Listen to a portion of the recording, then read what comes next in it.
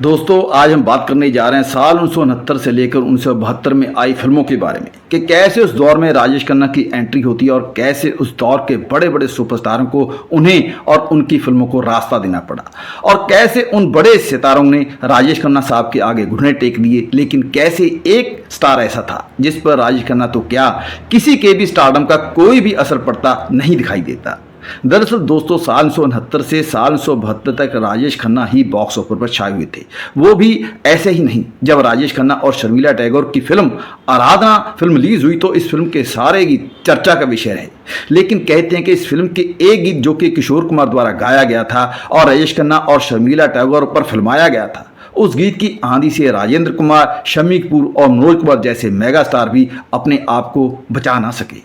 वो गाना था मेरे सपनों की रानी कब आएगी तू। इस गाने में राजेश खन्ना और सुजीत कुमार एक खुली जीप में जा रहे हैं और साथ में ट्रेन चल रही है, जिसमें शर्मिला टैगोर एक किताब पढ़ते हुए बाहर देखकर गजब से चुलबुली हंसी हंस रही है। शर्मिला टैगोर के बेहद आकर्षक फेस इंप्रेशन और किशोर कुमार की आवाज़ और साथ में राजेश खन्ना का नया हसीन अंदाज, जिससे ये बड़े बड़े अदाकार भी अपने आप को बचा ना पाए। राजेश खन्ना, किशोर कुमार और शर्मिला टैगोर की इस तिकड़ी ने 3 सदाबहार एक्टरों की तिकड़ी को तबाह कर दिया था।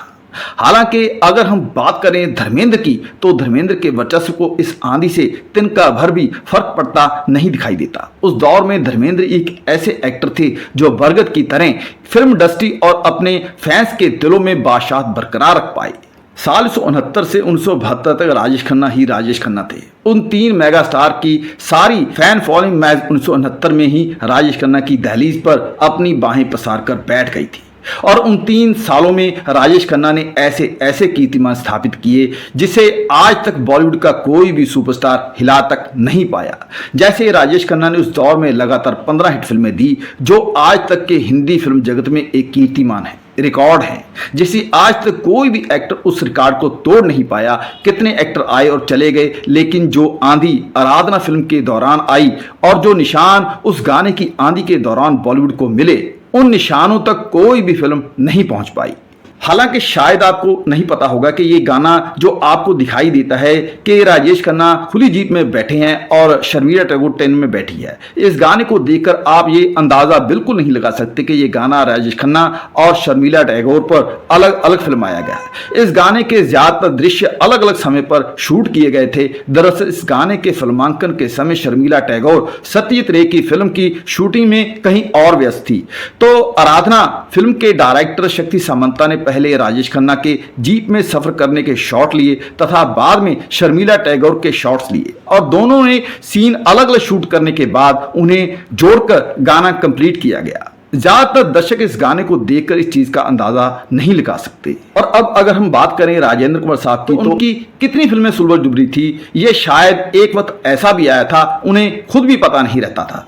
राजेंद्र कुमार के स्टारडम का एक किस्सा सुनाता हूं। राजेंद्र कुमार इतने हिट स्टार थे कि एक रविवार के दिन वो अपने घर पर बैठे बोर हो रहे थे तो उनकी पत्नी शुक्ला कुमार ने उनसे फिल्म देखने की फरमाइश की, तो राजेंद्र कुमार ने अपने ड्राइवर को फिल्म की टिकट लाने के लिए भेजा, तो उनका ड्राइवर काफी देर बाद खाली हाथ घर पर वापस आया था, क्योंकि उस दिन उनके नजदीक 4 थिएटरों में उनकी ही फिल्में पिछले 6 महीनों से चल रही थी। तो राजेंद्र कुमार साहब की पत्नी ने उनसे तकाजा करते हुए कहा था कि आपका ये कैसा स्टारडम है, हम आपके अलावा और किसी की फिल्म देख ही नहीं सकते। मजबूरीवश आज फिर घर पर ही फिल्म देखनी होगी। और वो ऐसा समय था राजेंद्र कुमार की जिंदगी में कि वो अपनी फिल्म की टिकट भी अपने लिए नहीं खरीद पाए थे, इसलिए तो आज तक उन्हें जुबली स्टार कहा जाता है। 1960 में राजेंद्र कुमार का करियर शुरू हुआ था और साल 1968 में राजेंद्र कुमार की झुक गया आसमान उनकी आखिरी हिट फिल्म थी। उसके बाद साल 1970 में भी राजेंद्र कुमार की गंवार नाम की फिल्म आई थी, लेकिन वो फिल्म इतनी सफल नहीं हो सकी जितनी उस फिल्म से उपेक्षा थी। और उसके बाद राजेंद्र कुमार के निशान फिल्मों से नदारत होने लगे, क्योंकि हिंदी फिल्म इंडस्ट्री को एक नया चेहरा एक नए अंदाज में मिल चुका था और राजेंद्र कुमार की सारी फैन फॉलोइंग उन्हें रिएक्ट करके राजेश खन्ना की तरफ आकर्षित हो गई, जिसे राजेंद्र कुमार बड़े टूटे हुए दिल से जाते देख रहे थे। फिर एक ऐसा समय भी आया जब राजेंद्र कुमार का बंगला आशीर्वाद भी राजेश खन्ना ने उनसे खरीद लिया।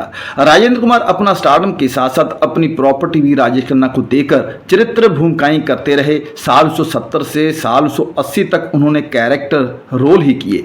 1978 में राजेंद्र कुमार और नूतन की फिल्म साजन बिना सुहागन रिलीज हुई, लेकिन तब तक उन्हें अपने स्टारडम का अंदाजा हो चुका था, इसीलिए भूमिका ही ऐसी की। और मनोज कुमार के बारे में तो क्या ही करें, देशभक्ति को उन्होंने फिल्मी दुनिया के किस मुकाम तक पहुंचाया, इसका अंदाजा आज के दर्शक नहीं लगा सकते। 1953 से लेकर अगर आप 1969 तक के सफर पर एक नजर मारे तो मनोज कुमार ने लगातार हिट फिल्में दी थी, और यहां तक के साल 1969 में भी उनकी 3 फिल्में रिलीज हुई थी, साजन, पूर्व और पश्चिम और यादगार। लेकिन अगर उनके बाद अगले 3-4 साल तक उनके करियर पर नजर मारे तो पता चलता है कि मनोज कुमार की 1-2 फिल्में ही आई, और वो भी कुछ खास कमाल नहीं कर पाई। लेकिन वो धीरे धीरे फिल्मों में काम करते रहे, और जब राजेश खन्ना ने उस दौर में हीरोज को थोड़ी राहत दी, जब राजेश खन्ना नाम की आंधी का थोड़ा असर कम हुआ, तो साल 1974 में मनोज कुमार की रोटी कपड़ा और मकान ने उनके डूबते हुए करियर को बचा लिया। और फिर साल 1981 में मनोज कुमार की क्रांति फिल्म ने उनका वर्चस्व उन्हें वापस लौटाया। लोगों ने वापस रोमांटिक फिल्मों से हटकर मनोज कुमार, दिलीप कुमार, शत्रुघ्न सिन्हा, शशि कपूर, प्रेम चोपड़ा सबके करियर को एक बड़ा सहारा दिया। और अब अगर हम बात करें शम्मी कपूर साहब की एनर्जी की, वो जंगली का किरदार, वो कश्मीर की कली, और इसके अलावा 1953 की जीवन ज्योति फिल्म से लेकर 1968 में उनकी आखिरी फिल्म थी एज ए हीरो आई थी, उसका नाम था ब्रह्मचारी, और इस फिल्म के लिए उन्हें बेस्ट एक्टर का अवार्ड भी मिला था। हालांकि 1969 में शम्मी कपूर की फिल्म प्रिंस भी आई थी, लेकिन तब तक राजेश खन्ना के तूफान बॉलीवुड में आ चुका था, और उस साल के बाद शम्मी कपूर का नामो निशान बाकी नहीं बचा था। हालांकि 1971 में शम्मी कपूर की अंदाज नाम की एक फिल्म भी आई थी, लेकिन वो भी दर्शकों को सिनेमाघरों तक खींच नहीं पाई, और फिर उसके बाद शम्मी कपूर ने फिल्मों में नायक की भूमिका निभाना छोड़ दिया। शम्मी कपूर उसके 4 साल बाद नजर आए थे अमिताभ बच्चन और विनोद खन्ना स्टारर फिल्म परवरिश में, जिसमें उन्होंने दोनों हीरोज के पिता का किरदार निभाया था। और उसके बाद शम्मी कपूर प्रेम रोग 1982, बेताब 1983, हुकूमत 1987, उस फिल्म के बाद फिर वो ऐसे कैरेक्टर रोल करते ही नजर आए। राजेश खन्ना इतने बड़े बड़े एक्टर को लताड़ कर अपने पैर फिल्मों में जमाने में कामयाब हुए थे। जिन बुलंदियों पर कभी मनोज कुमार, शम्मी कपूर, राजेंद्र कुमार जैसे स्टार खड़े थे, एक समय था उन तीनों की जगह पर राजेश खन्ना अकेले खड़े थे। लेकिन सभी लोग जानते हैं कि कामयाबी की ये पहाड़ी बहुत चिकनी होती है, और वहां पर जगह भी बहुत सक्रिय होती है। कोई भी वहां पर पहुंच तो सकता है, खड़ा भी हो सकता है, लेकिन आराम नहीं कर सकता। उस जगह को कोई भी बरकरार नहीं रख सकता। और वो दौर राजेश खन्ना की जिंदगी में भी आया, वो भी उस चोटी से फिसले, और उनकी जगह जो कभी जुबली स्टार की थी, जो कभी भारत कुमार की थी, जो कभी जंगली जानवर की थी, जो कभी बॉलीवुड हिंदी फिल्मों के पहले सुपरस्टार की थी, और अब वो फिसलकर मेगा स्टार अमिताभ बच्चन के पास जा पहुंची, जहां पर कई वर्षों तक वो भी खड़े रहे। फिर अमिताभ बच्चन भी फिसले, और गहराइयों के अंधेरों में शायद वो भी गुम हो जाते, लेकिन डूबते डूबते उन्हें किनारा मिल ही गया, और उन्होंने मौके की नज़ाकत को समझते हुए अपने आप को बदलकर कैरेक्टर रोल करने शुरू कर दिए, और अपने आप को अंधेरों में गुम करने की बजाय, अपने आप को पैमानों में डुबाने की बजाय, हालातों के अनुसार अपने आप को बदलते हुए बदलने में अक्लमंदी समझी, और आज भी वो सर्वाइव कर रहे हैं। लेकिन एक बात है, एक हीरो है जिस पर सभी स्टारों का कोई असर नहीं हुआ, ना ही कोई शहंशाह, ना ही कोई बाबू मोशाय, और ना ही कोई जंगली जानवर, और ना ही कोई जुबली स्टार उनको रोक पाया, और वो थे हर दिल अजीज धर्मेंद्र। उनकी कैसे कैसे इन एक्टरों से टक्कर हुई, वो मैं आपको अगले वीडियो में बताऊंगा। आज का वीडियो बहुत लंबा हो चुका है, तो दोस्तों आज के लिए इतना ही। वीडियो कैसा लगा आपको कमेंट करके जरूर बताइएगा, और किससे सुनने के लिए चैनल को सब्सक्राइब करके बेल आइकन को दबा दें ताकि आपको नोटिफिकेशन मिलते रहें। धन्यवाद।